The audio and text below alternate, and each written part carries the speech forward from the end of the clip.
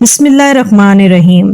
ایک ایسے نبی جنہیں اللہ نے بے مثال طاقت و قوت سے نوازا، تن تنہا ہتھیاروں سے لیس ہزاروں سپاہیوں کو دھول چٹانے والے ایک دلیر اور بے خوف نبی، جنہوں نے روم کے ظالم بادشاہ کے خلاف بغاوت کی تھی۔ اس دلیر بندے کو آپ کی بیوی نے کیوں فریب دیا اور اس کا کیا انجام ہوا؟ قدیم زمانے میں فلسطین کے علاقے میں ایک شہر آباد تھا جس کا نام اموزیہ تھا۔ اموزیہ اس وقت یونان کی وسیع سلطنت کا حصہ تھا اور یہاں کے لوگ پتھروں کی بڑی بڑی عمارتیں بنا کر بڑی شان سے رہتے تھے۔ یونانی مذاہب اور عقائد یہاں کے لوگوں پر بہت زیادہ اثر انداز تھی، لہٰذا وہ ستاروں، پتھروں اور یونانی دیوتاؤں کی بت بنا کر اس کی پوجا کیا کرتے۔ ان کے مذہبی رہنماؤں نے مختلف دیوتاؤں کے نام رکھے ہوئے تھے، جن میں بارش، طوفان، سورج، چاند، رزق اور طاقت کے الگ الگ دیوی دیوتا تھے۔ لوگوں کو متاثر کرنے کے لیے انہوں نے ان دیوی دیوتاؤں کے متعلق نہایت ہی عجیب و غریب کہانیاں مشہور کر رکھی تھیں۔ اموزیہ کے لوگ ان دیوی دیوتاؤں کے افسانوں کو بہت ہی دلچسپی سے سنا کرتے تھے اور ان کے عقیدت مند تھے۔ شہر اموزیہ کے بادشاہ کا نام فوتا تھا۔ وہ نہایت ہی ظالم و جابر انسان تھا۔ جو کوئی بھی بادشاہ کو حکم نہ مانتا وہ اسے بے رحمی اور اذیت کے ساتھ مار ڈالتا۔ وہ معمولی باتوں پر لوگوں کو قیدی بنا لیا کرتا۔ فوتا نے بحر روم کے کنارے ایک بہت بڑا محل بنوایا جہاں وہ ہر سال اپنے دیوی دیوتاؤں کو خوش کرنے کے لیے جشن منایا کرتا، جس میں خوب ناچ گانے، رقص، آتش بازی، یہاں تک کہ زناکاری بھی ہوا کرتی تھی۔ اس عمارت کے بڑے بڑے ستون تھے اور وہ دور سے ہی نظر آتا تھا۔ بادشاہ کے پاس 6000 سپاہیوں کا ایک طاقتور اور تربیت یافتہ فوجی لشکر تھا۔ فوتا کو اس بات کا غرور تھا کہ اس کے پاس ایک ایسی لشکر ہے جسے دنیا کی کوئی فوج شکست نہیں دے سکتی۔ شہر اموزیہ کے گرد و نواح میں چھوٹے بڑے بہت سارے دیہات اور گاؤں آباد تھے، جن میں بنی اسرائیل کے مختلف یہودی قبیلے بھی بسے ہوئے تھے۔ وہ غریب لوگ تھے اور کھیتی باڑی کرنے کے ساتھ بھیڑ بکریاں پال کر گزارا کرتے تھے۔ فوتا کے سپاہی اکثر ان دیہاتوں پر حملہ کرتے اور ان کی بھیڑ بکریاں مال و زر لوٹ لیتے۔ ظلم کی انتہا یہ تھی کہ وہ یہودی مردوں کو بھی قتل کر دیتے اور عورتوں کو اپنی کنیز بنا لیتے اور ان پر طرح طرح کے ظلم ڈھاتے۔ بنی اسرائیل کمزور تھے اور فوتا کے لشکر کو شکست نہ دے سکتے تھے۔ بنی اسرائیل خداوند خدا سے دعا کرتے اور اس ظلم سے نجات کے لیے گڑ گڑایا کرتے۔ آخرکار ایک دن یہودیوں کے تمام بزرگ ایک جگہ جمع ہوئے اور یہ مشورہ کیا کہ فوتا کے خلاف ایک ایسے شخص کو کھڑا کیا جائے جو اس کی طاقت اور غرور کو چکنا چور کر دے۔ کچھ لوگوں نے ایک قافلے سے یہ سن رکھا تھا کہ ایک قریب کے علاقے میں بھی بہت ہی طاقتور شخص رہتا ہے جو بہت ہی عبادت گزار ہے اور اکثر روزے رکھتا ہے، لیکن نہایت ہی مضبوط اور طاقت اور قوت کا مالک ہے، جس نے ایک دفعہ اپنی ہاتھوں سے بغیر کسی خنجر یا تلوار کے ایک خون خوار شیر کو بھی مار ڈالا۔ چنانچہ بنی اسرائیل کے لوگوں نے یہ فیصلہ کیا کہ ہم سب اس شخص کے پاس جا کر فوتا کی شکایت کریں گے اور اس سے یہ گزارش کریں گے کہ وہ ہماری مدد کرے۔ دراصل یہ شخص اللہ کے پیغمبر حضرت شمعون علیہ السلام تھے۔ کچھ علماء انہیں نیک ولی قرار دیتے ہیں، البتہ توریت اور انجیل میں شمعون علیہ السلام کو نبی قرار دیا گیا ہے، جنہیں اللہ نے غیر معمولی طاقت سے نوازا تھا اور ان کی یہ بے مثال طاقت ہی ان کا معجزہ تھا۔ مورخین کے مطابق شمعون علیہ السلام خود یہودی تھے اور آپ کا تعلق بنی اسرائیل کے قبیلے بنو دان سے تھا۔ آپ کے والد کا نام مانو تھا۔ بہرحال جب یہودی شمعون علیہ السلام کے پاس پہنچے اور فوتا کے ظلم کے متعلق بتایا تو آپ علیہ السلام نے اس ظلم کے خلاف لڑنے کا فیصلہ کر لیا اور ان مظلوم لوگوں کے مسیحا بن گئے۔ پہلے تو حضرت شمعون فوتا کے دربار میں تشریف لے گئے اور اسے اس کے پیروکاروں کو دین کی دعوت دی۔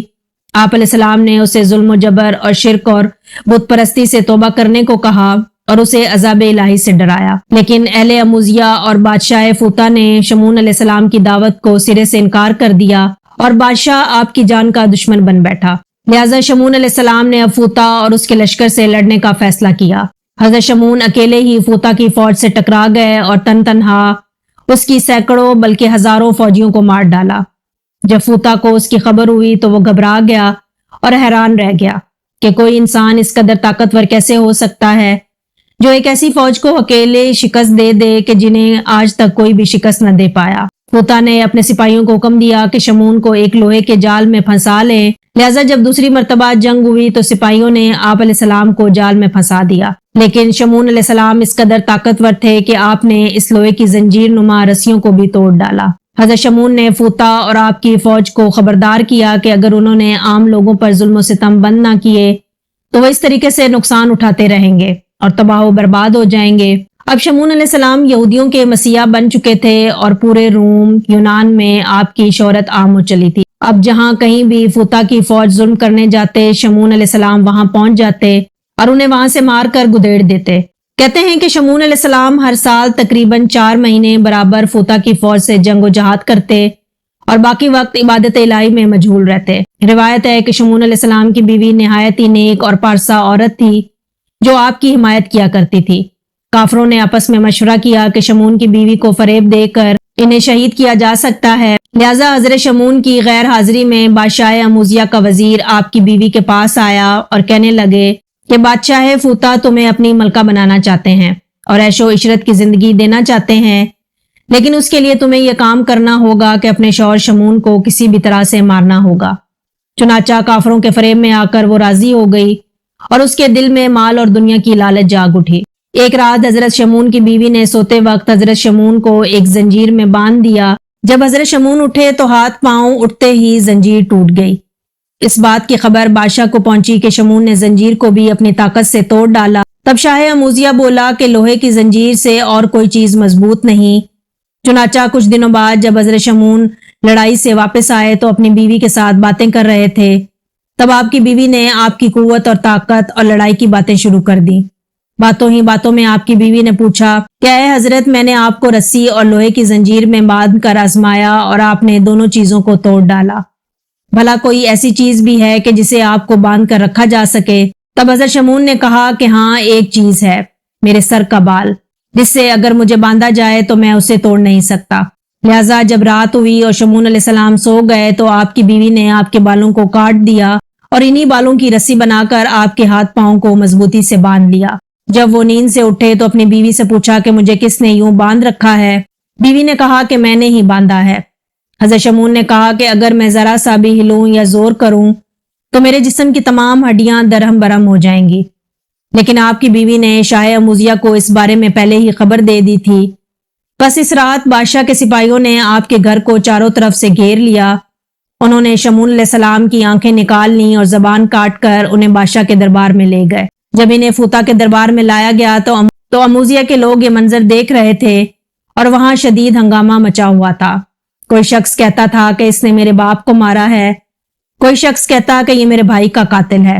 غرض ہر شخص جو وہاں موجود تھا کوئی نہ کوئی دعویٰ کرتا اور سب حضرت شمون علیہ السلام کے دشمن تھے۔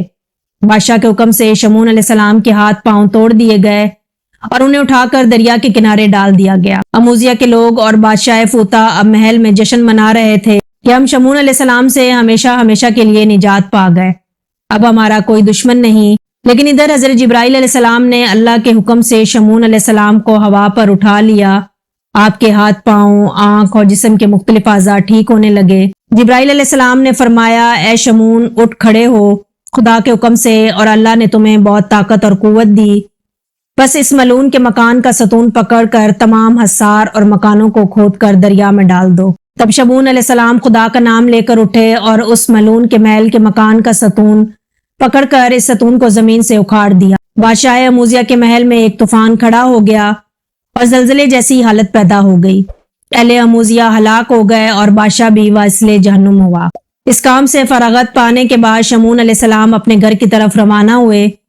شمون علیہ السلام نے وہاں اپنی بیوی کو پایا تو یہ ارادہ کیا کہ اسے قتل کر دے، لیکن جبرائیل علیہ السلام نے اللہ کے حکم سے فرمایا کہ اے شمون، اللہ فرماتا ہے کہ تم اپنی بیوی کو قتل نہ کرو اور نہ ہی کسی طرح کی اذیت یا سزا دو، کیونکہ اس نے نادانی سے یہ سب کچھ کیا اور عورت تو ناقص العقل ہوتی ہے۔ بس شاہ اموزیہ کی تخت اور بادشاہی میں شراکت کی دی ہوئی لالچ میں یہ سب کیا تھا، لیکن اب اس نے توبہ کر لی ہے اور ندامت کے آنسو بہائے ہیں۔ بس تم اپنی بیوی کی غلطی کو معاف کر دو اور اس کے ساتھ پیار و محبت سے رہو۔ شمون علیہ السلام کے اس تاریخی واقعے سے ہمیں یہ سبق ملتا ہے کہ اگر اللہ نے کسی شخص کو کسی خاص صلاحیت سے نوازا ہے تو اسے اپنی اس خوبی یا صلاحیت کو دوسروں کی مدد کے لیے صرف کرنا چاہیے، کیونکہ یہی بندگی اور خلق خدا کی خدمت کا بہترین طریقہ ہے۔ جس طرح شمون علیہ السلام نے اپنی طاقت کو ظالم بادشاہ اور اس کی فوج کے خلاف استعمال کیا اور بنی اسرائیل کی مدد کرنے کا فیصلہ کیا، نیز اس واقعے میں یہ سبق بھی پوشیدہ ہے کہ اگر کسی نے بھی ہمیں اپنی ذات سے تکلیف دی ہو تو ہمیں اسے معاف کر دینا چاہیے، کیونکہ اللہ تعالیٰ کو معاف کرنے والا بندہ بہت پسند ہے۔